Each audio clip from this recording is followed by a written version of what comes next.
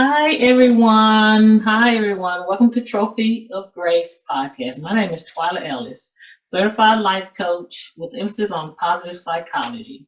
I want to thank you again for listening to this podcast, Trophy of Grace. Our focus is to help as many people as possible learn that there's more to life than you know. The name Trophy of Grace derived from a book I wrote from a lot of life experiences filled with trauma, abuse, shame, bondage, and so much more. If you would like to know more about the book, of course, it's on Amazon and Barnes and Noble, www.amazon.com, and Barnes and Noble Nook, I believe that's at Walmart. Or if you're a victim of sexual abuse or sexual trauma, don't hesitate to reach out to me and schedule an appointment on my website, twylaellis.net, twylaellis.net. And I can, just work toward helping you achieve some of those individual goals. Yeah. Thank you, everyone. Let me say that again for your faithfulness to my listeners that constantly listen. I would like also to thank Rhonda Lawson, my co-host, for being here. Hey, girl. Hey, Twyla. This is our 13th podcast. Let's welcome our Yay. special guest, my friend, my sister, my lovely, lovely, lovely, beautiful lady friend, my sister. Like I said, I can't say that enough.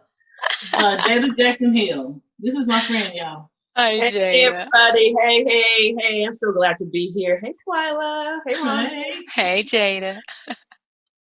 I just want to start by asking you just to share a little bit about yourself, Jada. Your story. Absolutely. So I have to start from the beginning. I'm originally born and raised in the San Francisco Bay Area. So still all my family members are mostly still in California, and didn't grow up in a happy home, unfortunately. It took me a long time to talk about that. Lots of pain there growing up in domestic violence. So experienced just a lot of trauma, a lot of abandonment issues, a lot of attachment issues.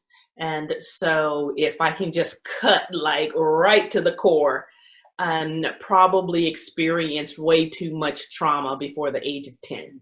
So a lot of that carried over just into my life, living in pretty severe poverty, like a lot of young Black children who grow up in a single parent home, unfortunately. But somewhere along the way, my mom, she got me into modeling when I was 12 years old. She took me to the city in San Francisco, and I started modeling at the age of 12 to Barbizon, to be exact. She took both my sister and and I just started to understand a little bit more about life, about what it meant to have a job, or what it meant to be able to provide for oneself. One thing that I always said, that I would never be poor.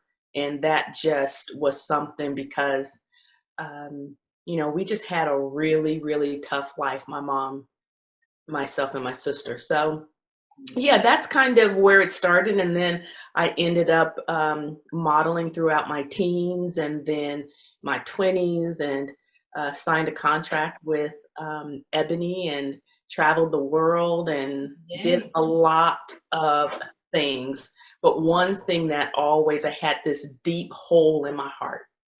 And that deep hole in my heart was there was always something missing. And so I would certainly say at that time, I attributed it to not having that relationship with my dad.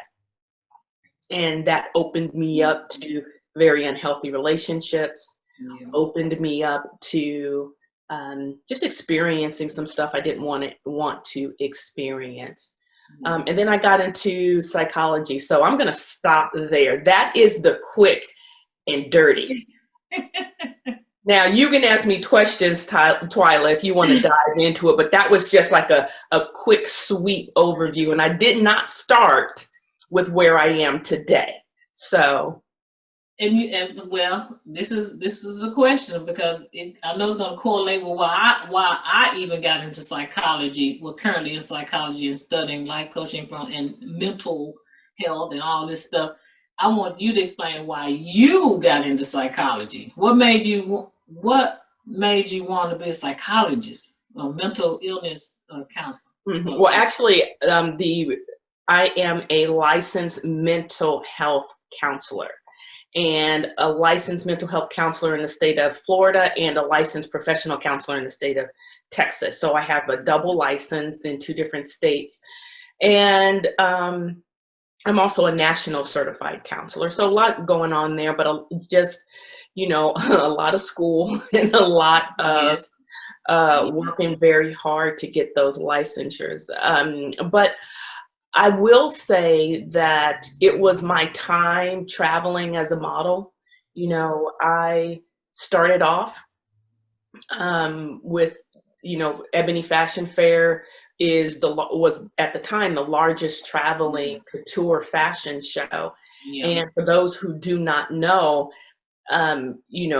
these were the days when we were really kind of in our heyday and doing just the most. And it was so much fun. Like, if I could go back and redo it, I'm like, man, if I knew then what I know now, I could have enjoyed it a little bit more. But I did have a good time. And, we traveled to 180 cities worldwide. That obviously almost all of the United States. There were a few that we didn't go to, but then also Canada and the Bahamas and, St. Thomas and just all over the place.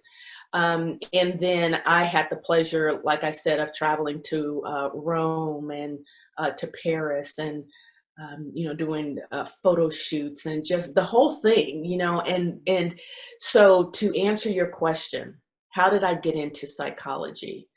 I just remember, first of all, having my own issues. Let's start there, because I'm not going to talk about nobody else if I can't talk about myself. Mm-hmm. But I came across the most beautiful women in the world. Mm-hmm. And when I say I got a chance to model with some beautiful women when I was in Rome, when I was in Paris, when here in the United States, just beautiful women that just did not love themselves, did not understand the concept that I came to understand later on. And that is that the only way to have peace and contentment is through our Lord and Savior, Jesus Christ.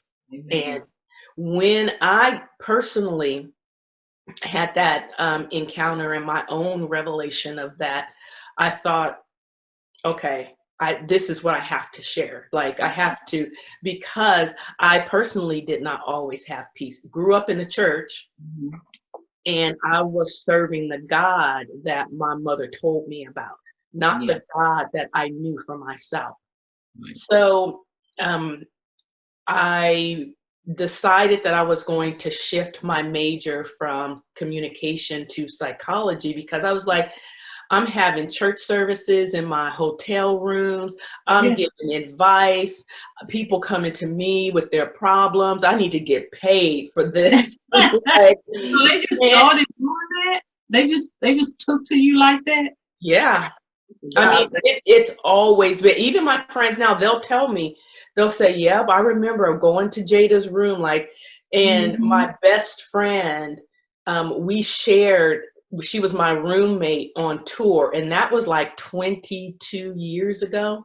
Mm-hmm. And she tells me to this day, she said, there was just always this peace and this calm about you. And she told me a story when we were in the hotel room, and she asked me, Jada, what are you doing? And I was standing at the window or something, and I was looking out the window, and it was just a beautiful scenery. And I don't even remember what it was, but I remember saying what she told me. I said, and I said, I'm looking at the sun.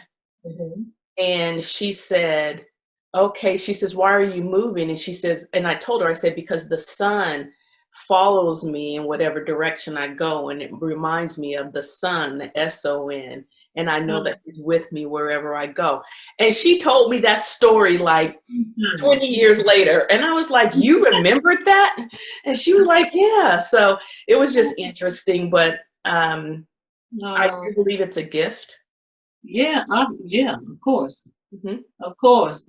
That's why I said they were just, yeah, that's your gift, and that's a God ordained thing. And it seemed like you just followed it and you just pursued it. And that goes to show that no matter where you are, what you've been through, what you trying to do, what your plan is, a man can plan his ways, but in the end, right, God.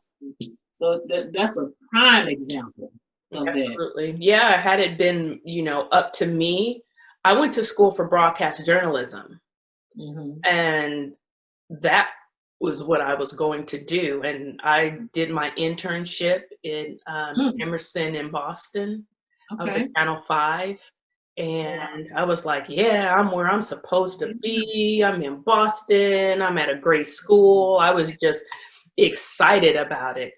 And I said, I don't like this. Like there was no peace. I didn't feel, I was like, nobody's helping anybody. It's like there's this kind of manipulation of getting people to say things and reporting the no. And I was like, no, this is too much chaos for me. Yeah. But it just wasn't for me. It really, really wasn't. But I had to finish my communication degree, and I did that. And that's when I decided to pursue psychology. Wow. Interesting.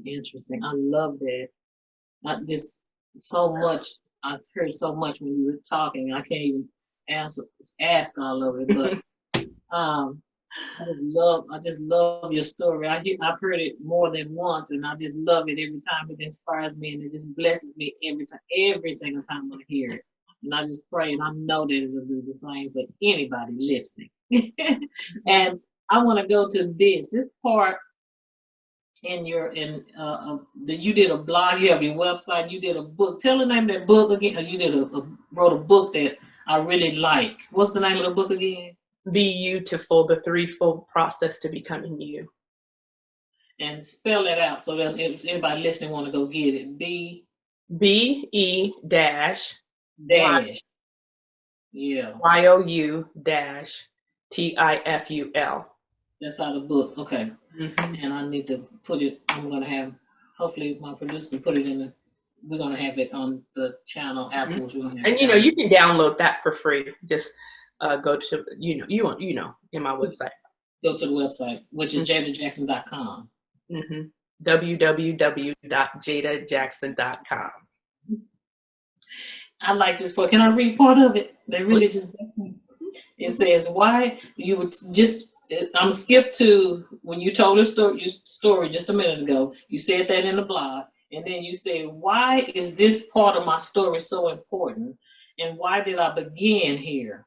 You said, "I started with domestic violence and molestation because after countless failed relationships and a failed 10-year marriage, I concluded I am the problem."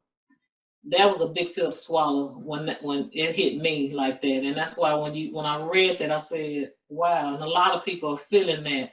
And that's a big pill to swallow. Even though you're feeling it, you don't want to accept it. I can speak for me because I heard that too. I'm the problem. And you said in the post, but before I take responsibility, I like the way you worded it, for my part in the failed relationship, I must say that I do not and will not condone certain behaviors that consist of physical abuse, emotional abuse, sexual abuse, mental abuse, sexual identity confusion, manipulation, womanizing, roving eyes, immaturity, and just being downright cruel. Did I say that?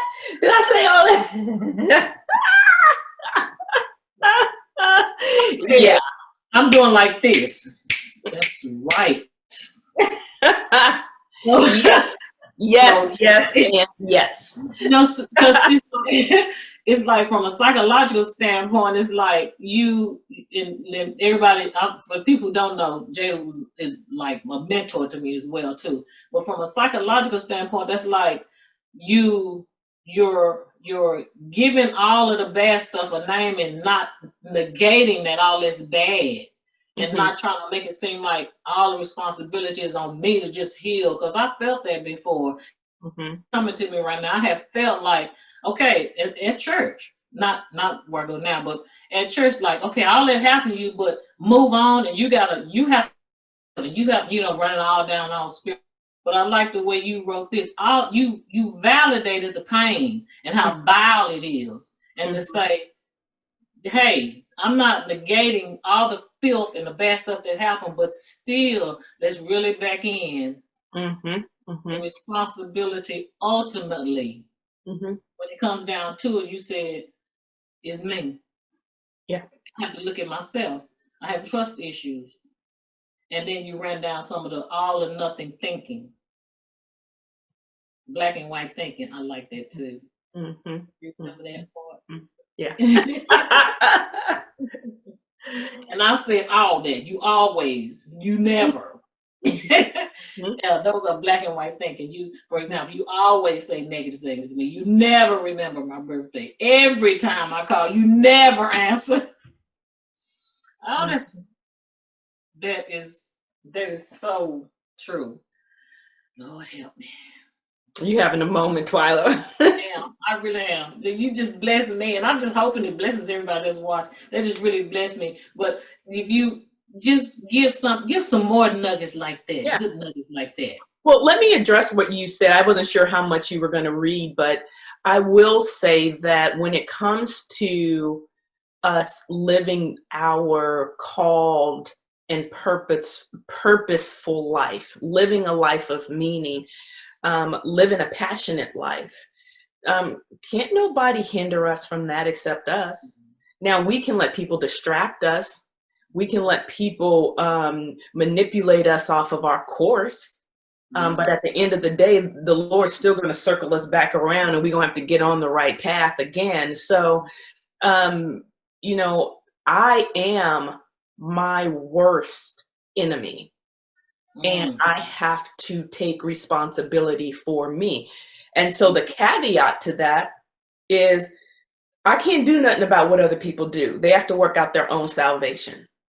And that's why I ran down all of those things. I've been in all of those situations, and I was just like stuck in victimization. We can't be a victim forever. Yeah, people do stuff to us. Yes, we enter into places where we were done dirty, or we were done wrong, or somebody said something that we didn't like, or somebody manipulated us out of something we wanted, and all of those things. But they can't do anything to us unless we let them. So if I didn't work on my own stuff, if I didn't allow God to show me clarity and give me wisdom, the Bible said, if you lack wisdom, ask. Well, if I wasn't wise enough to see you coming when you came for me, then whose fault is that? That's not your fault. That's me. Where did I miss the boat? And I believe that when we start taking personal and individual responsibilities for ourselves, we won't be in that victimhood, and we won't be blaming people and pointing the finger at people and saying what that person did to me. It doesn't matter, because God still reigns. So what does God want for you in your life? You can't go to God and say, well, you know what? The reason I didn't do X, Y, or Z is because that person did this to me. And the children of Israel was 40, they were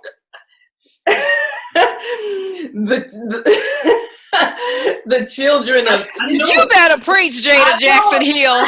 I just got back on the video to say that. Stand that. Okay, goodbye. Rhonda's so silly. Yes. Yeah, but that's our responsibility. And I believe in personal and individual responsibility. And don't get me talking about, some other areas. Stop saying why we can't do stuff and start saying, Lord, where am I standing in the way of having what you want me to have, of being who you want me to be, of using me to bless others? I'm in my own way. I'm not going to blame. I love to blame my ex-husband for some stuff, you know, but I can't do that. I have my own part in it, and the sooner we start taking our part in it, the sooner the Lord can raise us up to be who He called us to be. Exactly, because that's ultimately the purpose and the plan. That's the ultimate goal. Because deep down, when I mean, I've heard it so much especially when I did prison ministry for over 10 years. I heard it was consistent. Every woman wanted to know why I can't be where I need to be. What's wrong with me? Why I can't find? Why am I feeling like this? Because they didn't know who they were. They didn't know what their identity. They didn't know they hadn't received the love of God to fill that empty void in their heart. You know, so it all comes back to the Lord, just like Ecclesiastics. I've had this, I've had that, I've had this, and I told you one time. I said, you can use that parallel. How he said, I had this and that. I was this, and I was up, I was that. And it all came down. Yeah.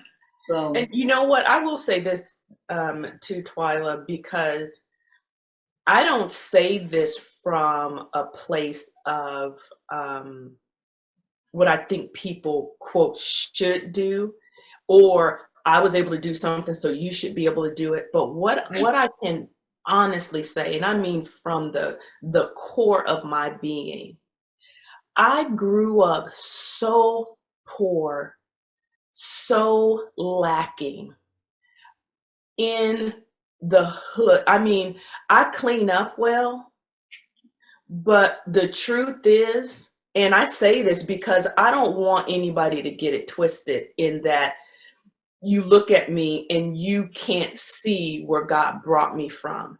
That's one thing that I'm really starting to recognize, that because of what God has done for me, people see it as me. And I have to say, wait a second. Let me give you a point of reference. yes. Because the point of reference is, I did grow up in government funded housing in the projects. Those are my roots. Yeah. I grew up in one of the most violent cities in America. And at the end of the day, I've seen it all. I've seen the drug use. I've seen the domestic violence and the abuse. I've seen the mistreatment of women. The sexual abuse, the molestation, and the ill misuse of little girls in families, especially in Black families. And when I think about that, those are all traumas we have to get over. But that was my life. Yeah, right. And I had a choice. I went to the same school that many of my friends went to, but somewhere along the line, the Lord saw fit to give me an opportunity to be exposed to things that other little Black kids were not exposed to. So it just opened up my understanding that there's a bigger world outside of, we lived in Rodeo, California, and it was right next to the refinery, because, that's where they built the projects, next to the refinery. So what God has done for me in my life has been miraculous. Yeah.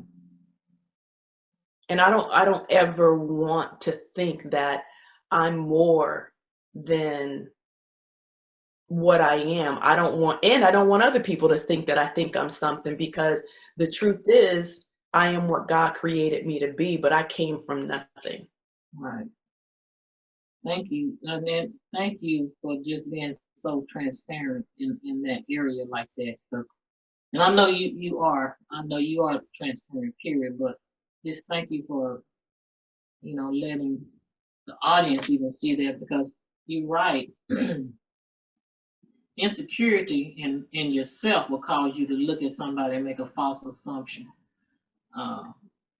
and see I people. I just thought of you, Twyla, when you said, you know what I'm talking about, huh? Yeah, I did it. I did. I was insecure. I was. When I first saw Jada years ago, I did say it. I said, I don't want to fool. I'm not going to her class. I'm not. She thinks she all that. I'm not going to. I don't want to. And then we became like this. And I said, that was a deliverance. I had that day I was delivered from that thought, from that foolishness. Because that showed me how wrong and how demonic that thought was. Because you are more beautiful on the inside than what people see on the outside. You are a jewel to me. I am. But I'm serious. Yeah. And I just thank God for that. I just thank God for all the divine appointments. And I just want to encourage somebody. I want to say this right quick too. Just encourage anybody listening, because this video will be out probably when me and you gone to be home to be with the Lord. Somebody will get this video, and I just pray if they're looking at it that to know that if we can do it, because God is no respecter of person. You just have to want it. And sometimes it's even I can even remember times like yourself coming from such poverty and vileness and that demonology thinking and that poverty thinking. I didn't even know what I wanted, but God's grace and mercy carried me. Right. Because as a child, we had nothing to do with the things, the thought patterns that were destructive passed down to us. Right. So right. I thank God for that. He's no respecter of person. He'll do the same thing for you. I do agree. I do agree. I'm having a moment. I just have to meditate on that. I don't have a lot of questions. I just kind of want to go with the flow and just kind of give let this be an intimate conversation between you and I. But is there anything else that you would like to in closing to share? Because like I said, I'm not gonna hold you long. I want you to come back whenever. Your pod, you're gonna start a pod. You have a podcast or have one as well. What's the name of it? Chat with me. And actually, I have to give you the backstory of how it came to that. I had mental health chat with Dr. Jada. Oh. And so that podcast started way back at the beginning of this year. So I have a lot of episodes of that. But one of the things that my team, we talked about was that when you say mental health, it's just a complete turn off for people. And so I was like, but that's what I know. Like, I want to talk about mental health. Like, and they're like, but if you have mental health in, the actual title, don't know if that'll work out so well. So we, our team got together and I said, okay, so let's go back to the drawing board. So instead of mental health chat with Dr. Jada, it's chat with me, Dr. Jada podcast. So, and we're going to be talking about people, life, and perspective. So life, obviously just the things that we go through on a daily basis, how we interface with our profession and the things that we do every day. And then people will look at relationships and hot topics and celebrities and entertainment and all of that. And then perspective will look at religion, psychology, sociology, philosophy, all of those things. So I still get to slip that psychology in there a little bit. So I get to talk about the things, but hopefully it's a more well-rounded approach to the things that I like to do other than just talking about mental health. Yeah. I know it's going to be exciting. I'm excited to see it and be a part, do whatever I can to be a part of it as well. Well, yeah, you can do something. I need to get some listeners and some viewers. So yeah, so if I can get people to at least download the link. You already downloaded the link. I saw you. Of course. Yeah, so if you could share that link, that would be nice. I'd appreciate I'm on it, Dr. Jada. I'm on there for you. Okay, goodbye. Okay, awesome. I appreciate that. Rhonda's on top of it. Yeah, that would be helpful. So as if you can just get the word out, and then I get to have you on my podcast. Mm-hmm. See how that works? That will work. Mm-hmm. I'm excited. I am excited. Well, in closing, I'm not going to hold you much longer. I'm so excited that you came. I want to thank you so much. Rhonda, did you have anything that jumped off the the video you wanted to expound on, an aha moment or anything? Now, Twyla, do you really want to ask me that question? I was going to say, of course she does. No, I got about, Jada doesn't have enough time. Okay. She just has an appointment, to you- get to, right? So I'm going to say no. I'm going to say no. But I did want to just show my face and say, yes, I have a lot of questions, but maybe we can talk about it later. So you guys go right on ahead. At least one question, Wanda. At least one. At least one. How did you get through? How did you get from being in what you were in that space, that negative space, that poverty? Because I've been there. Also, my mother was blind. She had multiple sclerosis. And my daddy died when I was 7. So there was no one really there to kind of guide. And it was just filled with a lot of stuff. And there was no one there to teach me what I was going through, how to come out from under it, or anything like that. So I was curious, how did you get from being in that space, and I say it that way lightly, to moving over emotionally and mentally, physically, because your body there's a physiological aspect of this as well, because I was sick a lot, right? But you don't know that when you're going through that at the time. How did you get from that space to where you are today? And then not like you're somewhere today, but you're not there. You're just not drowning in sorrows or negativity. But I would love to know that. Yeah, so I always try. Thanks, Rhonda, for your deep question. I knew it was. You're welcome. Deep question. So I would certainly say I'm going to give like the first answer, my spiritual answer, which is the Lord. I had an encounter, and I actually wrote that in my book in Be-You-Tiful. I had an encounter, and I said this. And when I was writing it, I was sobbing writing about it, because I can remember laying on the floor in the hotel room where I was, just crying so bad, and just crying out to the Lord and asking him to help me, because I felt so alone. I felt so abandoned. I felt I didn't have connection the way I needed. And I didn't know what to do. It's like I wanted something. I just couldn't figure out how to get from point A to point B. And I always used relationships as a stepping stone to get to wherever I was going. But I didn't really have a roadmap for that. You said a mouthful, but keep going. Yeah. So I had an encounter, and the Lord, and that was when it became me and the Lord walking together versus me following my mom while she follows Christ. It was like, oh, so you do love me. You love me. Like, you call me sunshine, right? You love me. That's an inside joke, but inside story, backstory to that. But you love me. And I am not a castaway.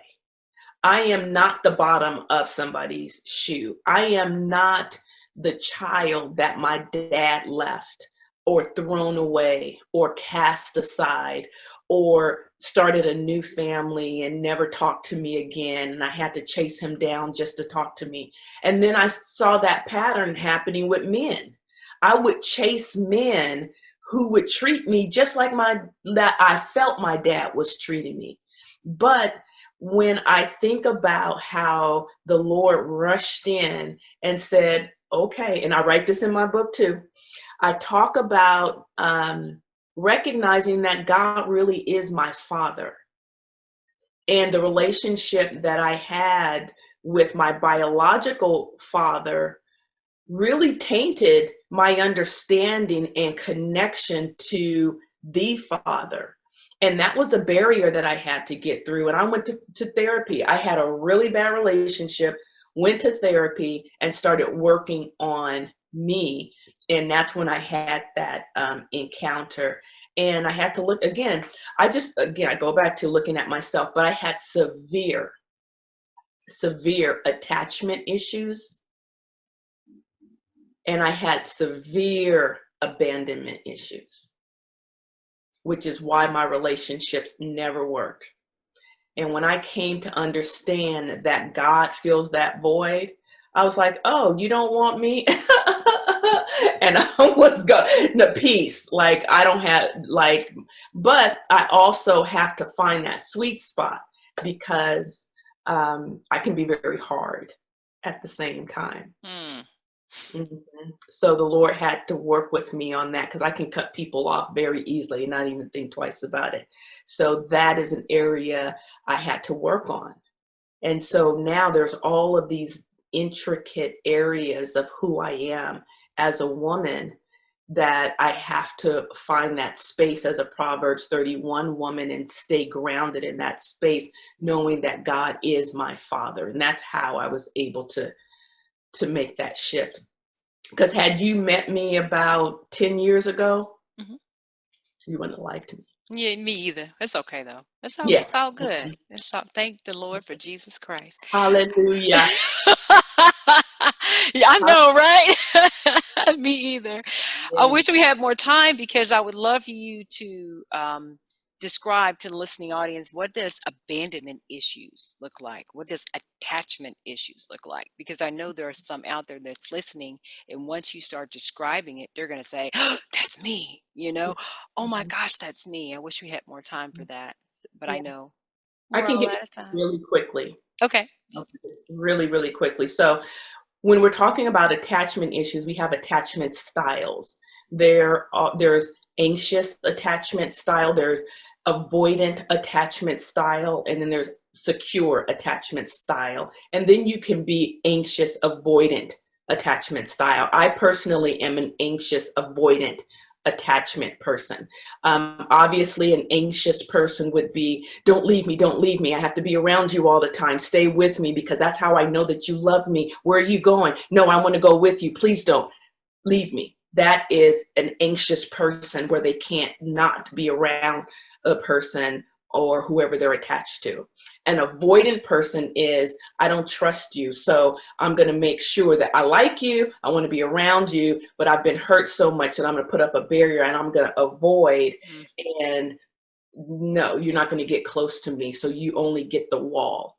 A secure attachment style obviously would be a healthy attachment, whereas there is that healthy dynamic in the relationship of, I know who I am, you know who you are, and therefore we can coexist without any of this interpersonal conflict and struggle. That's attachment. Abandonment issues, just what it says. Most of the time, babies or children who have abandoned or in some way they have been left, like again, my dad left us when I was very small. And so I always had that feeling of, are you going to leave me? Yeah. Are you going to abandon me? So that's it in a nutshell. That also crosses over into the attachment style, because once you feel the abandonment, you go to the avoidant style or the anxious style. Yeah, it triggers those behavior patterns, right? Correct. Yeah, that's so good. Twyla, it's 6:18. I'm kidding. Thank you so much. Oh, thank you so much. Thank you so much, Dr. Jada. Thank you for your time, and thank you for your transparency, and thank you for just, giving us and the listening audience something to really to chew on. So Well, this concludes the 13th podcast with Trophy of Grace. And if you are listening and you have any questions that you would like to have answered, please feel free to reach out to me. And if you have questions for Dr. Jada, email me at twyla106@gmail.com and I can send her the questions, or you can get the information out the link below and reach out to Dr. Jada yourself.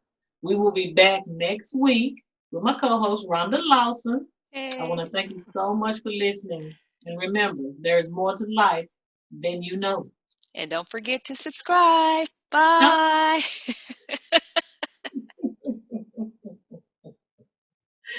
Oh.